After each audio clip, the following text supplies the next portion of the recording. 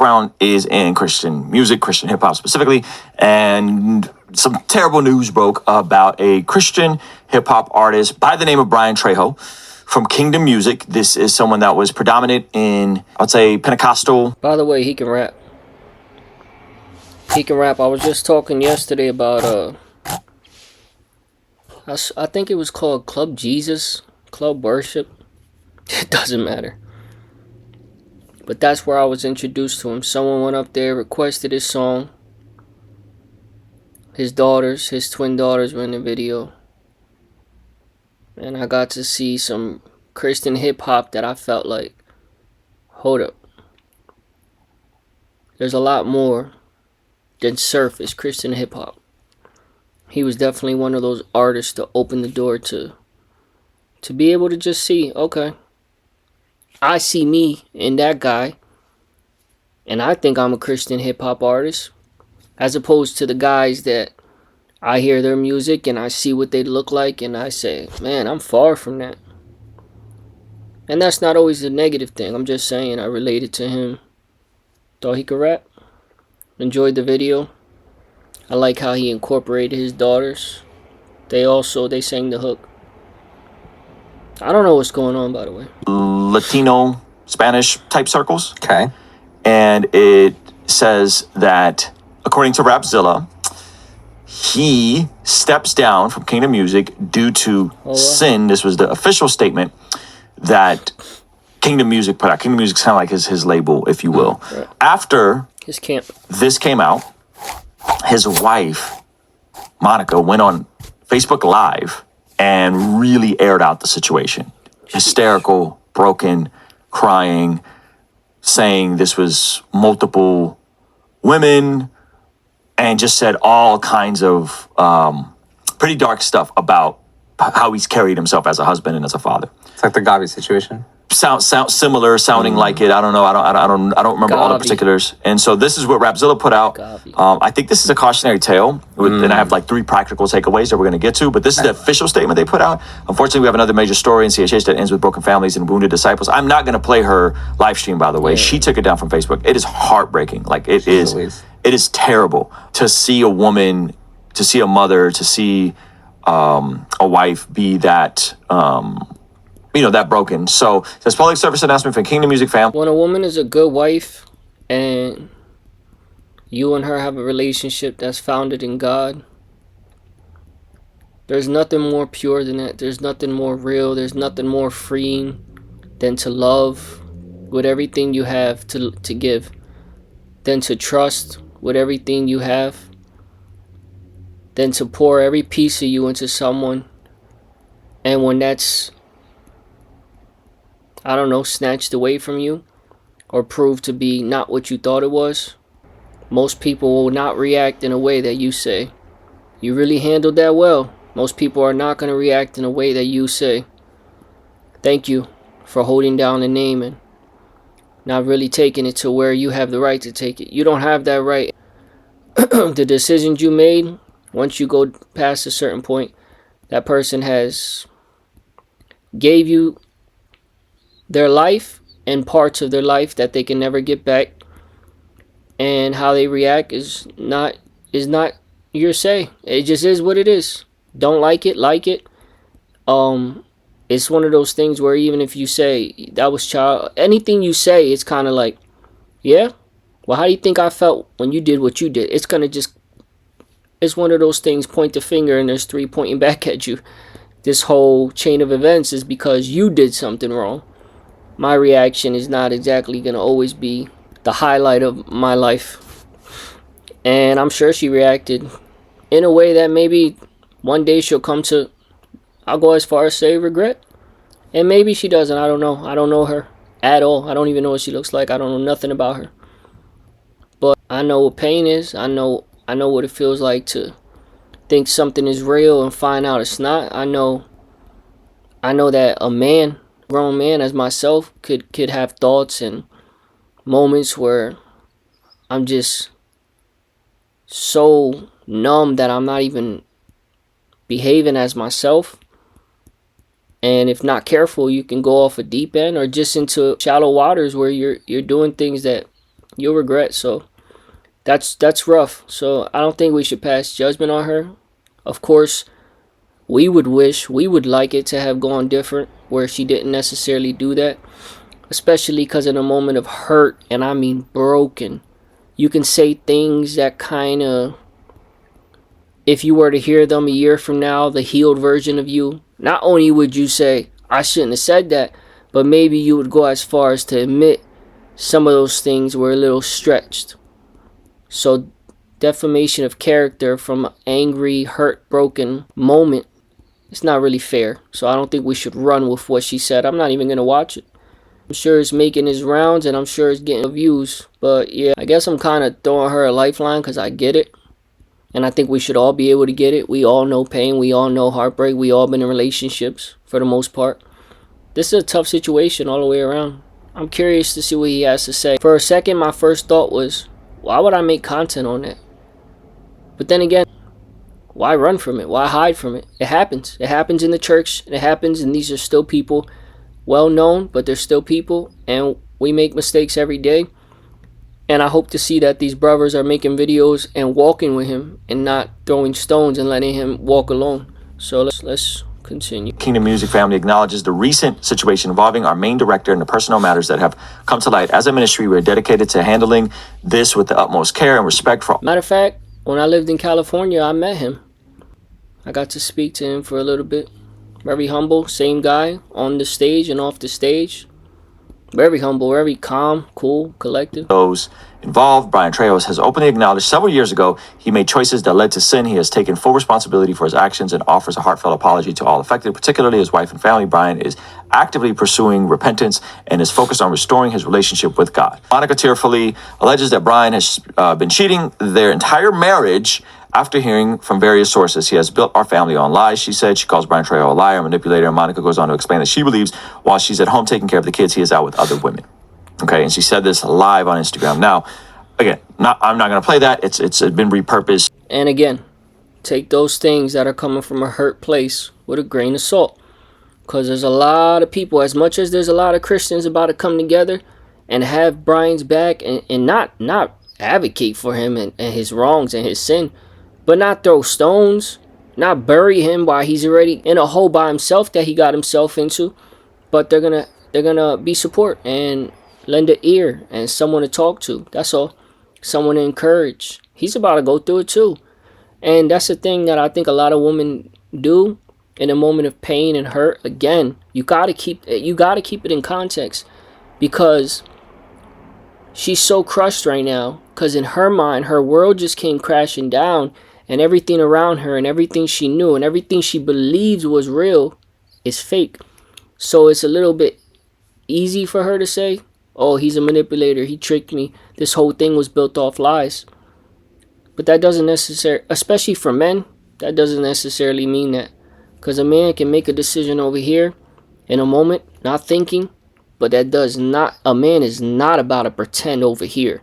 So although I know that's so hard for women to grasp, oh, if he loved me, oh, if he was serious, oh, if it was all genuine, how could he do that? I can't explain the makeup of a man. I can't explain our sinful nature, our sinful ways. I can't explain the way we're designed. It's just how men are. And I'm not excusing cheating. I'm not excusing being unfaithful on any level, even in a boyfriend-girlfriend, yet alone marriage, yet alone with kids. I'm just saying, it doesn't mean what he had with you was fake. I can go as far, when you know someone a little bit through his words and the way they carry themselves, you can almost go as far as to say, he's one of us. One of us meaning the type of man that's not just sticking it out because it makes you happy. The type of man that was there because you made him happy. So I think, don't sell yourself short. I think he said the name is Monica. All over YouTube. Some people are saying it happened years ago. Other people are saying it happened. It's still happening. She's alleging it potentially is still happening. It's happened with multiple people. Who knows? I don't know all the particulars. I don't care to know all the particulars. That's what I wanted to say real quick. I know, my bad. But I wanted to say, as much as there's a lot of people that are going to come and have his back, again, not combating her, but having his back for he can lean on someone because he's about to be hurt. He's about to lose his world. Even though he stepped out and did some wrong, he's about to lose what he values. And that being said, there's going to be other people on the other side of the church that come out the woodworks who don't mind throwing a little salt and hiding their hand and making it look like they're there for you. So take that with a grain of salt. The things being said, oh, he's been doing this, or all those people that come out the woodworks. How do you even have the guts to come to a woman and look her in the eyes, in her face, and say, oh, he been doing this, so you do about it? How do you even say that with a straight face? Some people just exaggerate. Oh, I always had a feeling, or so they'll say some wild stuff. I always felt it in my spirit that he was stepping out on you. I mean, although that may be true, that's something you say to your husband and your wife behind closed doors. You don't go to the woman hurting that already knows for a fact this is what her life has come to, and then you feel the need to go, oh yeah, I had a feel like unnecessary. I do know that unfortunately this has happened not with just Christian rappers, though this has happened with Christian rappers. This has happened multiple times with pretty predominant Christian rappers. So we've seen this happen before. We've also seen this happen with pastors. We've also seen this happen in all sorts of situations. Yeah. And I think we've seen this happen with people who hold positions that we put more weight on them and we hold them to higher regard. And we kind of feel it shouldn't happen when you have these shoes to fill. But people, still people. Cautionary tale here. 3 practical takeaways that I think every single person who is aspiring for ministry, aspiring to lead, aspiring to do music, aspiring to do anything where they're a public person. First Timothy chapter 4, verse 16. How to rebuke an older man harshly and all that sort of stuff, right? And this says, be diligent in these matters, give yourself wholly to them so that everyone may see your progress. And then it goes on to say, watch your life and doctrine closely, preserving them, because if you do, you will save both yourself and your hearers. Indeed. So Paul's instructing them to watch their life and their doctrine closely. Oftentimes what happens is when you're a public person, you can drift into one of the extremes. You could start watching your quote unquote doctrine and making sure that you're believing the right things, right? But you're not living the right way. Yeah. The other extreme is you're just like a good moral person. You're successful. You kind of had Jesus in the Christian worldview get you there, but then you stop really paying attention to the ideology that's driving you, right? And you become more of a deconstructed progressive, or you become someone that's very conservative in their theology, but their life is a mess. Right? Paul is instructing all of us to watch our life and our doctrine closely, that what you believe will determine how you behave. Okay. That it's and both. You got to watch what you believe and you got to watch how you live. Now, it's no question to me that Bryann Trejo has been used by God. Right. It's no question that multiple people discovered his music and then ended up getting into church. I know people personally who run churches, lead in churches, that says, hey, I discovered Bryann Trejo and I ended up coming to your church because of his music online. So God's definitely used this dude, but here's what happens. Oftentimes, if you don't watch your life and your doctrine closely, and you're a public person, you're a ministry, you're a pastor, you're a leader, you're a business owner, fill in the blank, what could happen is you start doing things for God instead of doing things with God. You start running 100 miles a minute, preaching, prophesying, whatever you want to call it, performing, doing songs, ministering, without the anchors that are required to maintain proper doctrine, proper lifestyle. Right. And that's not exclusive to Bryann. This has happened repeatedly. We're not even talking about Bryann. Often, unfortunately. And so Bryan's travel schedule was guess we are brutal. Talking about Bryann. He was always on the road. He was hitting it really hard. He was. He, at one point, got, what was the thing that... I think that's how he came to my church. Maybe he was on a tour, but it was nighttime. His show was done for the night. He happened to be in California again, very hot spot for tours, like hitting New York and Houston, just spots you're for sure probably going to hit if you're doing a big enough tour. And I think that's what made him stop by the church. Come to think about it. He might even be from Cali. Bieber got with half of his face. Oh my goodness. So that was public. I remember him going on and saying, like, basically he wasn't taking care of himself and he was moving so much. And he's not, he's a bit older, like he's in his 40s. Yeah. So he's doesn't have a consistent routine, doesn't have a consistent schedule. He's always on the road. He's always doing stuff. And so what happens is people will start doing things for God instead of doing things with God. And the thing is, when you do things with God, your family becomes your first ministry. Come on, man. Your home becomes your first ministry. Yeah, Hunter palsy or Bell's palsy. Your your marriage is your first priority, right? Your personal devotion to God is your first priority. I'm cooking. And so you got to have that in order. It's your personal connection and devotion to Jesus. Then it's your wife. Then it's your kids. Then it's your family. Then it's whatever public image you have, whatever ministry you do, whether it's in a local church, whether you're a public figure. And it is so easy to drift into this, like, I'm doing things for God, and I'm no longer doing things with God. Because if you're doing things with God, your order, your hierarchy of priorities has to be in order. Right? And I think people forget this, and it's very easy to do this. And this is not the first gentleman that's gone through this. Unfortunately, it's super tragic. And so all of us have to be careful that, like, if you're doing stuff in church, you're not at church 6 days a week and neglecting your kids. Hello. How many people do we know that grew up that way? Oh, we went to church Monday night this, Tuesday night this, Wednesday night this, Thursday night this, and you don't ever have dinner because you're at church every night. Hello. Like, that's not healthy. That's not normal. And I'm giving that as like a lay example of people that are like overcommitted. Now, I'm a local church guy. I'm gonna tell you, get your butt in church, but you shouldn't spend 6 days a week at church. Yeah. I think another good example is what we just saw with Wes Huff go viral. Massive stages, right? Lots of demand for Wes Huff.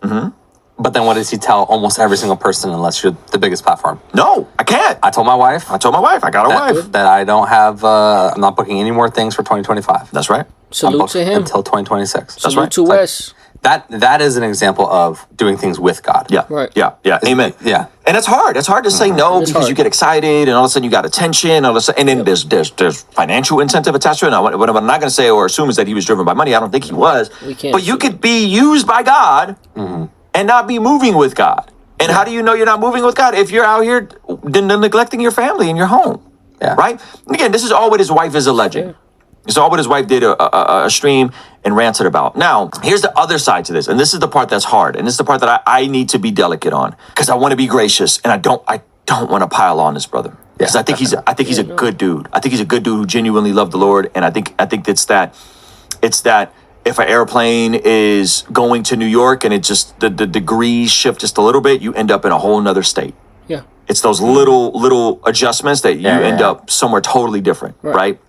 I had a run-in with him, I want to say in 2001. Okay. Because one of my good friends, who I've known since he 19, 20 years old, KB, I met him when he first signed to Lecrae and Reach Records. Fire. I've been in contact with him for a very long time. KB is a good dude. KB is a good husband, loves the Lord, committed to his local church. I've known KB for a very long time. KB on Instagram was getting a tattoo from a Christian tattoo artist. Okay. Posted it. Bryann Trejo crashed out on him. Yeah. Tattoos are a sin. In his paradigm, the only people getting tattoos are people who are gang members. The only people getting tattoos are tatting up their faces and potentially harming themselves from employment. Yeah. Because he's coming from a street element. KB is not a street guy. KB getting a tattoo is not sinful. KB is a responsible husband and father who you could argue maybe it wasn't wise for him to put getting a tattoo up On Instagram. because it could cause someone somewhere to stumble. I get that. And so he put this thing up and Bryann Trejo ended up crashing out on him, calling him out. I defended KB. I challenged Bryann privately and publicly. Yeah. Multiple people approached him and said, bro, Not that everything needs to be posted, but I kind of respect KB more for that. And again, not everything needs to be posted, but at least he wasn't kind of hiding it. So obviously, he really felt no conviction, or even if he did feel it, I mean, if he did, he wouldn't have done it, I guess. But he definitely wasn't hiding it. I respect that. Crashing out, I think crashing out is used too loosely. Unless I would Google right now what he said in the comment section. If he really was going, man, if you're making videos about a man getting a tattoo, you're being legalistic. right? You are making a big deal out of something that is a wisdom issue. It is a personal conviction issue. Now, maybe you can make the argument we shouldn't be publicly flaunting our liberty. That's a different conversation. But to assume that KB was bugging in this is whack. Right. And so where am I getting at? Jesus has a passage where he's talking about the Pharisees. And he says, you strain out a gnat, but you swallow a camel. Right. And he's getting at this thing where the Pharisees are so nitpicky and so particular about all these things, and they're trying to strain out a gnat from their water, but they're swallowing camels. Yeah. There's no just scales. And so camels really took an L in scripture. Yeah, huh? these camels were not popular in scripture. And so what's happening is you're making a big deal out of wisdom issues while privately your life is in disarray. And there's always, in my experience, and again, I'm not going to say this is what's going to happen to Bryann, because I'm believing Bryan's going to repent. He's going to be in a better spot. But in my experience, I've seen this pattern of people with all or nothing thinking, of people who need to take everything hyper literally, of people who never want to see any wisdom within these discussions and these disagreements, and people that tend to really push things like holiness. If you're not holy, if you're holding hands, you're not really holy. If you go to the beach, you're not really holy. And they're so concerned about what everybody else is doing. And all along, they got these weird little goblins, these weird little demons living in their backyard. Right? Yeah. And so that's the part and that's not just to him. Like me and him had the back and forth, and I talked to him privately and publicly about it. And multiple people talk to him privately. But whenever someone is making a big deal out of something that shouldn't, it's like, come on, fam. Don't make this something bigger than it is. Right. Yeah. Right? This holier than thou, this hyper literal, this all or nothing type of thinking is usually correlated with some sort of moral breakdown, some sort of moral failure, or worse, God forbid, a full-on deconversion or deconstruction. And so even, and again, now I'm gonna tie this to some of the people that we see within the skeptic community. Yep. And you look at the type of streams of Christianity they came from. And some of these people I'm fond of. They all came from these radical, hardcore, I'm a zealot, I'm on fire all the time type of frameworks. And then when you pull on that thread, everything collapses. And then they go and reverse the jersey, put the other jersey on. And now they're raging atheists and Right. people that are enemies of the gospel. They never heard a pastor say, I don't know. There's never I don't know. Right. There's never hey, you need to work out your own salvation with fear and trembling. Hello. But they have an opinion on everyone else's, whether you decide to get a tattoo or not get a tattoo, whether you decide to smoke a cigar and not smoke a cigar, whether you decide to Drink listen wine. to secular music and not listen to secular music. Listen to And I'm not music. saying all of those things are permissible for everybody. No, not at But I'm all. saying some of these things are wisdom issues. Right. Some of these things we need to sort out, He's right. and maybe we shouldn't be nitpicking everyone else's lifestyle. 100%. Right? But it's this paradigm that I've seen, and I confronted Bryann about it. Some Christians drink wine and they have a glass of wine once a year. And they have a great marriage. They have a great relationship with their kids. They love the Lord. They work for the house of the Lord. They're flourishing in life. Their businesses, financially, spiritually. Again, man, Ruslan can be so level-headed sometimes because he's hitting it on the head. I mean, it really is a wisdom thing. Some people feel, I don't want to go that route. I don't need to drink a glass of wine every now and again.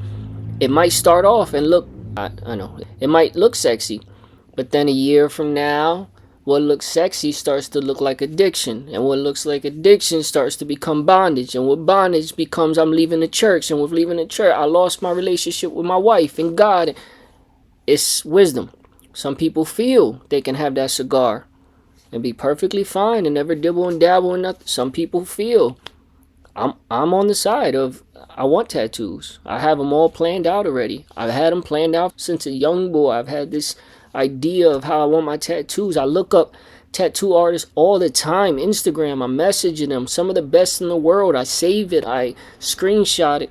If I would have posted a picture of a tattoo and I'm a Christian artist and I'm known and I'm bringing lives to the kingdom, and a man goes on a video or my comment section I look to for conversation and for wisdom and I respect, and he's crashing out over this, and he's supposedly from the streets, that's disappointing, bro. That's really disappointing. How many of your friends got tattoos? Why do you feel the need to put me in such a box of who I have to be? Why can't it just be a wisdom issue? Why can't it be you have your opinion? Now, that doesn't mean we start twisting and turning the word and every other sin and every other verse is, well, I don't look at it like that. Well, I think God meant this. Well, it's only if you do this, you can't do that. No. But the things we're naming, we're not saying they're permissible. We're not saying, oh, if someone came to me tomorrow and said, yeah, I drink wine and I do cigars and I curse and I like tattoo. You're wearing all the sleeves of headed down the wrong path any day now. But if someone is good in all areas, doing their and this is such a fine line we're walking, because we are not saying just because you've done good for a couple years, now you could start breaking certain rules. Sin is sin. In the eyes of the Lord, it's all sin. No bigger, no smaller, it's sin. We're the humans that decided to say, well, you get more jail time for this, and for this you get a ticket and a slap on the wrist over here. Sin is sin. But what is sin as opposed to what is a matter of wisdom? And you'll learn as you grow in time and grow closer to the Spirit of the Lord, you'll realize maybe you shouldn't really dabble in that area. And I confronted him, and his audience came for me. Many of you guys that are probably fans of mine now that probably don't remember this came for me and attacked me that I was a liberal and I was lukewarm because I said, get off of KB. If he wants to get a tattoo, let him get a tattoo. I agree. Leave that man alone. He got a church over him. He got a godly wife. He's a godly husband. He's home. He's home with his kids. What are you doing? Right? Stop this, like, you need to micromanage and nitpick what everyone else is doing. Right. And so as I'm seeing this sort of stuff, and we haven't talked about this publicly. We made a video about this for Patreon. We're waiting for the investigation. It breaks my heart because this is similar stuff that like Dr. Michael Brown was doing, right? Oh, you're holding hands. Oh, you're dating. Oh, you shouldn't go to the beach. You shouldn't be in a bathing suit. Which, I mean, hey, nowadays, maybe we should go to the beach. Yeah, listen, if someone doesn't want to go to the beach, 30 years later, if you don't want to go to the beach, that's prophetic. If you don't want to go to the beach, right? Don't go to the beach. Yes. But when you start prescribing degrees of holiness for other people, for sure, go ahead, and you make it these black or white things. Yeah. And in the back of my mind, I always go, something's up with you. Something's going on. Yeah. You know? Because it's like the person that implements big boundaries with themselves. Yeah. Because that's what they need for that. Right. And then they start going around being like, oh, this thing has been awesome. Yeah. And so usually, I mean, that can be good, right? You implement a thing, you delete Instagram, whatever. To some extent, it can. Oh, wow, it's been so great and so healthy. This is it can be but healthy. then sometimes there's the scenario like you're explaining, which is like they want to have that boundary with themselves, but they're really just preaching to themselves about a boundary they haven't put in place yet. And so then they have this big issue and this big sin error in the closet.